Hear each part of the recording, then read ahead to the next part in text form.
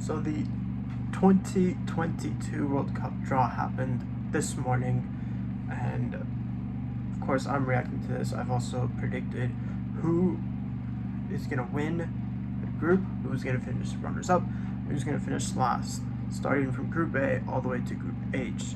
Note that this is my opinion, and I respect whatever opinion you want to put in the comments, but please be respectful of my opinion and now be respectful of yours. Before we get into it, please hit the like button, click the subscribe button, and turn on the notification bell so you don't miss an upload. Right, let's get into this, starting with Group A that has Qatar, Ecuador, Holland, and Senegal. Now this group's interesting because Qatar is obviously the host of this World Cup. Then you have Holland, who should be the team that dominates, but obviously in the Euros, Holland report, that was probably due to the manager, and Frank de Boer, being not a great fit for the Holland team, but Louis van Gaal is the Holland manager again. So I think Holland will win the group. Senegal will finish in second. Qatar will finish in third. They'll probably get a shock result, a shock draw probably against Holland, and then a shock win against Ecuador. I know they play Ecuador first, so that obviously will help them. Qatar do have the home crowd behind them, so that's probably going to be the boost for them. And unfortunately, Ecuador is going to finish dead last. I don't see any quality in that Ecuador squad, neither the Qatar squad. This group is kind of Group A in the World Cup, and World Cups have not been the best. They've been alright, but they haven't been great. But moving on to the next group, I hate this group so much. We have England, the United States, Iran, and the winner of Scotland and Ukraine versus Wales. I hate this group. Obviously, I'm American, but I also have English roots and Scottish roots. England and Scotland, played in the Euros, and obviously that was kind of a conflict of interest. Scotland did pretty well. They got a draw at Wembley. So how this group's going to go, England will finish first, then the Euro playoff winner, depending on who it is going to finish in second. Then Iran is going to finish in third, and I don't think the US, they could pull a shock, but I don't see the quality in their squad other than Pulisic, McKennie, Reina, Stefan, not Turner, but compared to the likes of Scotland, who have Andy Robertson, they have Tierney, they have Che Adams, they have John McGinn, Armstrong, Lyndon Dykes, and players like Ryan Fraser, James Forrest, Greg Taylor, who can come off the bench. The goalkeepers for Scotland, yes, are getting on a bit, but they also have experience, and Scotland have played at a big international tournament before. No disrespect to the Gold Cup, but when you compare the Gold Cup to the Euros, it's kind of like comparing the uncomparable. No matter who goes through, hopefully I want Scotland to go through, but also I want Wales to go through because I love Gareth Bale as a player, and it'd be a shame if football lost him to retirement if Wales didn't qualify. Now, Group C, I think Group B, C, E, G, and H are the group of deaths. I think this is the first World Cup I've watched where there's been more than one group of death. Now, Group C is Argentina, Mexico, Poland, and Saudi Arabia. I think Saudi Arabia, will finish last. They didn't do that well in the last World Cup. They finished bottom of their group, I think. And I think it's not going to, be that World Cup for them. Poland is going to finish third. They didn't do well at the Euros. Robert Lewandowski is a great striker, but he wasn't great at the Euros, and a lot of people are going to put the blame on the rest of the Poland team, but, for the hype Lewandowski gets, he doesn't do it for me, and I don't see him doing it on the big stage in the international tournament. This is going to be controversial. Argentina is going to finish second, and Mexico is going to win the group. If you look at the last World Cup, Mexico beat Germany, and Germany at the time were favorites to win the group and favorites to win the whole World Cup. Obviously, we know what would happen after that. They got a draw or a last-minute win against Sweden, and then they lost to South Korea and they went out. This group's tough because Poland could pull a shock result off of Argentina, and it all depends on Messi, because you saw in the PSG game against Real Madrid, Messi did not turn up at all in the second leg, and PSG went out. Argentina could finish anywhere from top to third. I don't think they're that bad to finish bottom of the group. Again, Argentina's squad's getting on a bit. Aguero was forced to retire, and then he came out saying, "Oh, but the doctor said I could have been out for 5 to 6 weeks instead of retiring." I think the Argentina squad, they're coming off a Copa America win, but they were lucky to get it against Brazil. 1-0 snatch and grab. I think Argentina don't have the quality to necessarily go top of the group, but they're good enough to get through the round of 16. You look at the last World Cup, they came against, I think it was France or Croatia, one of those two teams, and you saw what happened. They got ripped to shreds. And Argentina weren't that great in the group in the last World Cup, so I think Argentina might struggle a bit in this squad. I think their golden generation is coming to an end. You have players like Messi who are getting on. Dybala's almost 30. Aguero's retired. Di Maria's in his 30s, almost in his mid-30s, so Acuña's in his almost reaching 30. Ocampo's in his late 20s. Don't really have that much, unless there's some a James type of a James like player for Argentina that no one knows about, and then just sets the World Cup on fire. I don't think that's going to happen for Argentina, and unfortunately Messi will not win the World Cup. In Group D, I think this is pretty self-explanatory. France to win the group, Denmark to come second, and then the Intercontinental Playoff one. I don't remember who's in that. Leave a comment. And then Tunisia to finish last. I mean, that group's self-explanatory. France, this is my reaction and my prediction, but I will make an updated video when the World Cup, once we have all the teams settled. There's a possibility France can finish bottom. We've seen it before. Germany finished bottom in their group in the last World Cup. Spain famously in the 2014 World Cup. Again, going along with my English-Scottish roots, I have Spanish roots, so that hurt a lot. I think Italy finished bottom of their group in the 2010 World Cup, I think. So it's not out of the blue. This is just who I think early on after the draw. Again, once all the playoffs are said and done, and the groups get finalized, which they've been drawn, but there's one thing to be drawn, and then once those playoffs happen, then we'll get a clear prediction. But Group E is the big group. Now, this group, I think, people are saying Brazil's group is the group of death. I think Spain's group is the group of death, in my opinion. You have Spain, you have Germany. I think in that Intercontinental Playoff, Costa Rica and New Zealand are in there. And then you have Japan. Japan are the hard team to beat. The last World Cup, Japan almost knocked out Belgium. And Belgium's golden generation had Hazard, De Bruyne, in their prime. De Bruyne's still in his prime, but Hazard was in his prime. You had Lukaku, you had Courtois, you had Alderweireld, and Vertonghen kind of phasing out of their primes, and that Belgium team was ridiculous. I think Spain, depending on the squad, because with Spain it's very difficult to judge, because obviously Luis Enrique used to manage Barcelona, and it depends on a few things. If Asensio plays well, I think Carvajal will make the squad. I think Ramos should be included in the squad. I know he hasn't been playing, but this is Ramos' last World Cup, and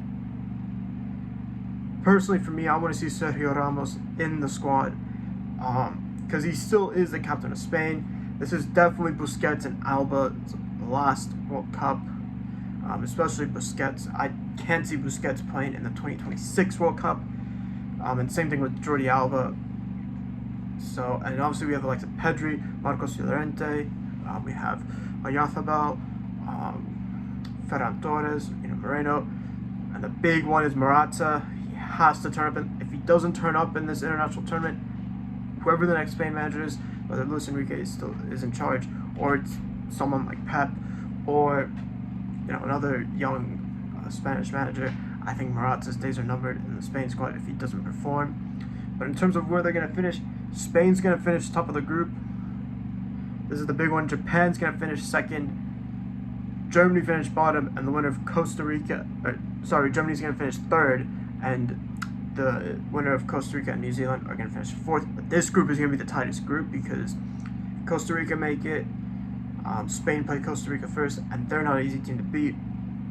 Just go ask the United States. They never beat Costa Rica in Costa Rica, and I get it, the World Cup's in Qatar. Germany, that Spain-Germany game is going to be really interesting. Obviously, rematch of the final in the 2008 Euros. And then Japan and Spain, I mean, this is just going to be interesting. And moving on to Group F. Group F's interesting because you have Belgium, who aren't necessarily, they're not struggling, but they're not playing well. And I think that's going to be their downfall. Obviously in the Euros, they lost to Italy. But by the way, Italy weren't that great in the Euros. And for all of this, Italy, great. Remember, Italy didn't qualify for this World Cup. So, and you look at Italy, and you look at Portugal's group, and you're thinking, did Italy necessarily, dodge a bullet by not qualifying for the World Cup?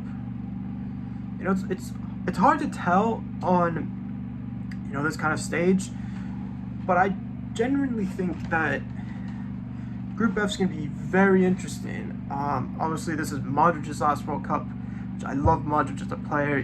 His goal against Scotland in the Euros was heartbreaking for me. But I think Croatia will finish top of the group. Canada will finish second, because you look at Canada and no one really knows how they're going to play. Because remember, they haven't been in the World Cup since, I think, '86. I think that was the same year England were robbed by Diego Maradona, or the late Diego Maradona, I should say. So for Canada, this is going to be interesting because they have some good players. Canada, they have Jonathan David, who is linked with West Ham. They have, I'm trying to think who else. They have obviously Alphonso Davies, but that's up in the air whether he's going to play or not. Any Canadians, let me know. I know there's a Canadian player. When he was on loan at Kilmarnock, I think I saw him play in the flesh once, but I heard he was really good. He plays for FC Basel. His name's Liam Miller. He's a pretty decent footballer, and I think he can do well. And FC Basel are a great team. Obviously people say, oh, but it's a Swiss league. But FC Basel is, to regularly play for FC Basel and start, especially for Liam Miller, who I think he only made a few subs appearances at Liverpool and then went on loan at Kilmarnock. But I genuinely think Liam Miller can get a move to like a West Ham or a Brentford, or even push a move to a Leicester, even if he does well, which I think he'll do well. And in that limited time frame when I saw him live, he was brilliant. He's fast, he's skillful, he's a nightmare for defenders. And obviously in Scotland it's different because Celtic and Rangers are top two every year, since Rangers have been promoted back up to the Premiership, Scottish Premiership. But generally, Canada have a good team. They work as a unit. They didn't just get the ball to Alphonso Davies and then up to Jonathan David. They worked as a team, and I think that's what separates Canada from the U.S. But I think Canada will finish third. Canada finished second. Belgium finished third, and then Morocco. Unfortunately, they do have some good players, but the one player that they are missing is Hakim Ziyech, who retired from international football after fallout with the Moroccan manager, which is a huge loss for Morocco, but they still have the likes of Hakimi, Amrabat, and other players. Again, Moroccans, let me know on those players in the comments. Group G, I think it's pretty self-explanatory. If you watch the draw, how the teams came out, I think that's how the group will finish. Brazil will finish first, providing Serbia don't do a madness and just light it up. I think Serbia will finish second. Serbia have a much better team. Obviously, they weren't in the Euros because of Scotland, so I think they'll probably have a point to prove in this World Cup to say that they're still one of the kind of underdogs. Nemanja Matic is experienced. Yes, he lost his yard of pace, but let's be honest, Nemanja Matic was never the fastest of players. Still a reliable defensive midfielder for them. You have Dusan Vlahovic, who is an exceptional player. Dusan Tadic, again, another experienced player. Like for Ajax, you have Alexander Mitrovic, who's a good championship striker. Never really made it in the Premier League, but is really good for Serbia. And I think the rest of the Serbian team, Alexander Kolarov, another experienced player, well for them. Switzerland, they weren't that great in the Euros. I don't expect much of Switzerland in the World Cups. They could pull off a shocker. That second and third place spot between Serbia and Switzerland, it's going to be tight, and it's going to come down to goal difference. I feel. I think Cameroon, this is no disrespect to Cameroon, but this is not the same Cameroon that had Samuel Eto'o and all those great players for Cameroon. So, unfortunately, sorry to any Cameroon fans, but you made it to the World Cup, and I feel Cameroon will probably have no expectations going into this World Cup. The final group is Group H.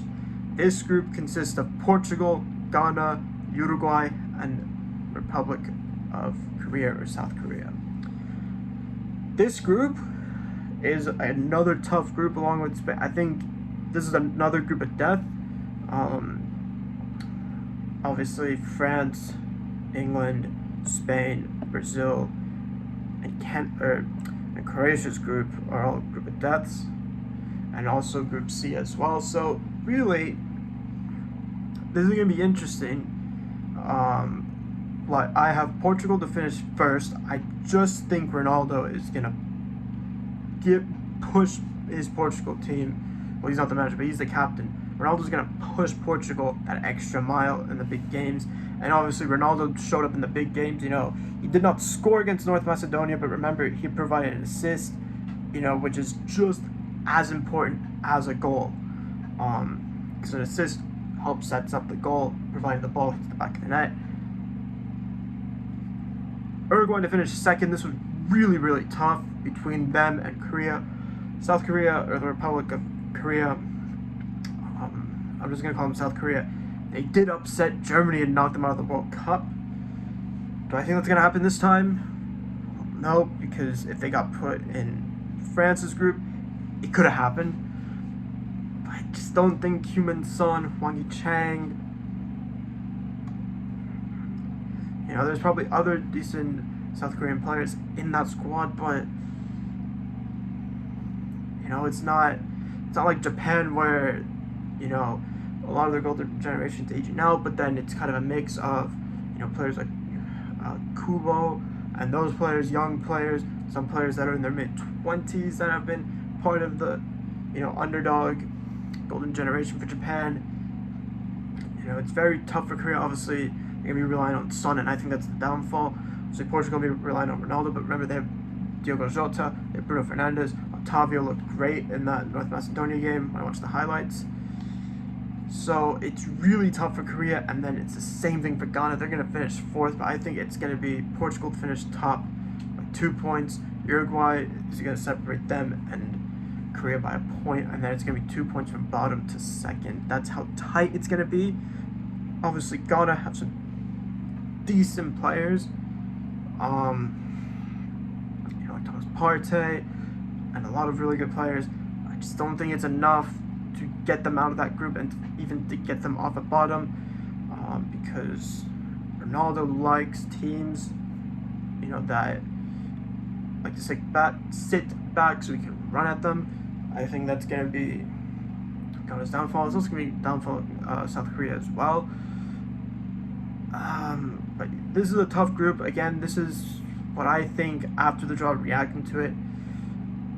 When the squads come out, or when it gets closer, I'm going to make another video on who's going to win it.